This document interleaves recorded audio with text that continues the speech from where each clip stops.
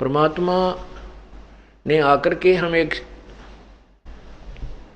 Example दिया है, उदाहरण दिया है कि एक सच्चे भक्त में क्या गुण होते हैं, एक वास्तविक दास में क्या गुण होते हैं, एक वास्तविक संत में वो क्या गुण होते हैं। वो संत की कैसे ज्ञान से परिचित होता है, जो तत्वदर्शी संत होता है, और स्वयं ही वो परमात्मा समर्थ है। तो ऐसे उस परमेश्वर ने सभी प्रकार की अपनी लीला की है। तो हमने उनकी एक ही लीला को दास कबीर पढ़ा उनकी वाणी में, तो हमने उनको एक भक्त मान लिया कि वो परमात्मा का दास है। लेकिन वो दास शब्द उन्होंने हमारे लिए लगाया। उनका उद्देश्य ये है कि हम यदि परमात्मा ही कहीं अपने आप को दास भाव नजर नहीं दिखाते तो हम दास नहीं बनते। तो अब हमें ये महसूस होता है कि जब हमारे भगवान आकर के इतने सिंपल यहाँ बनकर रहे और हम यहाँ डीपाका और हम यहाँ ऊपर नमू उठा के चलें और अपने आप को बड़ा शक्तिशाली मानते रहे, तो भगवान रुष्ट हो जाएगा। उसके लिए बताया है कि मर्द गर्द में मिल गए वह रावण से रणधीर, और वह कंस के सी चाणूर से वह हिरणा कुश बलवीर। तेरी क्या बुनियाद है तू जीव जन्म दर लेत, गरीब दास उस परमात्मा हरि के नाम बिना तेरा खाली रह जा खेत। तो इसलिए हमने बहुत ही भक्ति भाव में रहना है, और जैसे परमात्मा ने अपने आप को एक दास बनाकर लीला की, तो हमने ऐसे दास भी बनकर रहना है। प्रसंग चल रहा है कि परमात्मा जब यहाँ आते हैं तो हम उनको पहचानते नहीं, क्योंकि हमारे अंदर वो गलत ज्ञान इतना फीड कर दिया होता है कि 1-2 वर्ष तक तो सत्संग सुनने पर भी वो मुश्किल से बाहर होता है। अब जैसे किसी एक मटके में घड़े में खारा पानी भर रखा हो, तो उसमें उसको कैसे चेंज किया तो सारा उथला जा, और फिर उसमें हम ठंडा गर्म मीठा पानी डालना शुरू करें तो 2-4-10 गिलास उसमें डाल भी दिए तो कोई विशेष परिवर्तन नहीं होगा टेस्ट में। वो तो उसमें ठोके जा, फिर अपना मीठा पानी उसमें डालें जा तो वो खराब पानी बाहर निकल जाएगा। एक दिन वो जो मीठा पानी से परिपूर्ण हो जाएगा। ऐसे ही ये सत्संग रूपी जो नल आपके लगा रखा है, ऊपर वर्षा की जा रही है।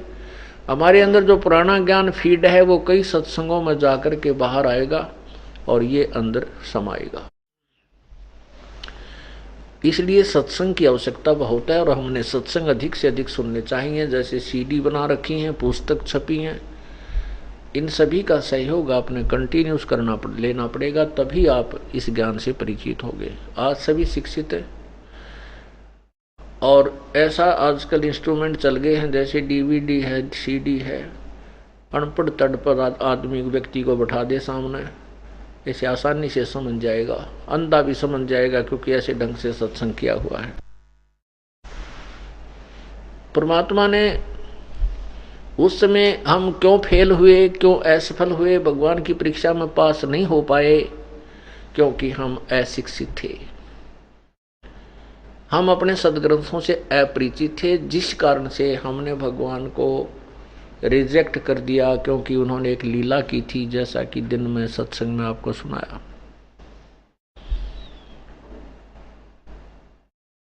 और अब जो वर्तमान में अब देखा आपने, वही लीला वही क्रिया अब रिपीट हुई, भले ही उसका प्रारूप दूसरा था। अब इससे हमें ये संतुष्टि हुई कि जिन्होंने सत्संग सुन रखा था वो फेल नहीं हुए, वो डगमग नहीं हुए। समाचार पत्र, मीडिया, इलेक्ट्रॉनिक मीडिया और ये समाचार पत्र वर्तमान में सबसे अधिक प्रभाव डालते हैं, और इलेक्ट्रॉनिक मीडिया ने भी झूठ बोलने में कसर नहीं छोड़ी, और इस समाचार पत्रों में भी कलम तोड़ दी झूठ बोलने की, लेकिन हमारे भगत टस से मस नहीं हुए। ये हमें लाभ हुआ उन पहले वाले फाउल पॉइंटों को आपको बार बार बताया गया था कि ये काल ऐसे दाव लगाएगा। जो परमात्मा के विषय में कही गई थी कि बढ़ुआ बढ़ुआ सब कहें कोई न जाने खोज, दास गरीब कबीर कर्म यो बांटे सर का बोझ। उसमें परमात्मा को भी सब गंदा नीच नकम्मा है, बढ़ुआ, ये ऐसे है वैसा है, वैसा के पास जाता है शराब पीता है। यार हालांकि वो तो लीला की थी सरेआम, तो उस और अब उससे भी बुरे से बुरे जो है ना शब्द इस दास के लिए प्रयोग किए गए। ऐसी बेहुदी बातें झूठी समाचार पत्रों में छाप देगी, क्योंकि समाचार पत्रों को आम व्यक्ति ये समझता है कि इसमें जो मीडिया में जो आता है ये सत्य है, लेकिन 100% झूठ बोला पूरे मीडिया ने। लेकिन परमात्मा के बच्चों का कुछ भी मनोबल ढीला नहीं हुआ, दूनी उमंग के साथ बढ़कर आए, क्योंकि वो परिचित हो चुके थे। ये लाभ हुआ हमें शिक्षा का, ये लाभ हुआ हमें सत्संग, अधिक सत्संग सुनने का। और अब ये ज्ञान पूरे विश्व में जाएगा। जितने भी नकली संत हैं, ऋषि महर्षि जिनकी आड़ में या दुकान चल रही थी, सारे की खाल उतर जाएगी। ये तो गधे के ऊपर शेर की खाल डाल रखी थी और शेर शेर करके सबको प्रभावित किया हुआ था। एक कुमार ने के परपंच रचा, अपने गधे पर शेर की खाल डाल दी और वो खेतों में छोड़ दे। और खेतों में रखवाले रहा करते थे, वो देख कर शेर ने चांद की चांदनी में शेर वो भाग जा घर छोड़कर, वो खेत छोड़कर गांव में भाग गया, बस शेर आया हुआ है। और वो गधा सारे वहां खा जा उनकी फसल वसल कर वो खूब। अब कुमार दिन में धंधा करे, शाम ने उस पर खाल डाल के वह कवर शेर खा और जंगल में छोड़ दे। तो गांव ऐसे चर्चा चलती रही, भाई शेर आवे है, बहुत खेती का नुकसान कर रहा था। कुमार ने सुन ली, वो दूसरे गांव का कुमार था, ने बोला भाई शेर आवे और खेती खावे, कहाँ खेती खा गया, घना नुकसान कर दिया। वो कहने लगा भाई देखो अब मैं भेद काट दूंगा इस शेर का। उसने शाम के समय अपने एक दो गदार एक दो गदी वो ला करके उस क्षेत्र में छोड़ दी। और वो रखवाला ने बोला कि तुम ऊपर चढ़ जाओ, पेड़ों के ऊपर बैठ जाओ, मैं भी चढ़ जाता हूँ। अब उसको भी शंका था भी कदे शेर भी हो और भी खेती कोई और खा जाता, हो सकता शेर ही हो।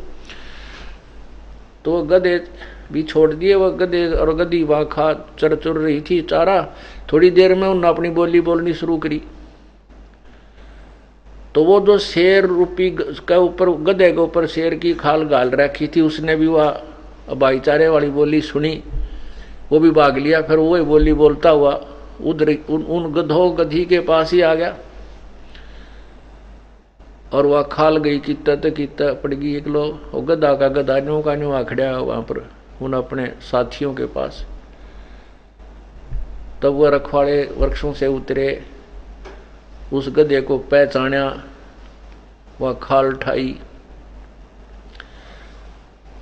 और फिर उस कुमार को गढ़ा, उसका फिर तोड़ पाट्या। तो परमात्मा अब शेर की और गधे की पहचान बोली तो हुई, वो आया ऊंची ऊंची करता हुआ, शेर की क्या आवाज होती है। तो ये जितने भी नकली संत थे, मैं ऋषि थे, ये संत की खाल ओढ़ रहे थे। और संत की पहचान बोली तो क्या करे, वचनों से होती है। अब ये पहचान होगी इन सब की, या शेर वाली खाल उतार दी गई है। और जिसने ना गधा देखा ना शेर देखा, वो पहचान के करेगा। तो पहचान वही करेंगे जिनको चसक है, कसक है, जिनको भगवान चाहिए। आज कसर नहीं छोड़ी है भगवान ने, कति दूध और पानी छान कर नारा नारा कर दिया। और अब भी कोई नहीं समझेगा तो वो पशु के तुल्य है, वो मनुष्य है ही नहीं।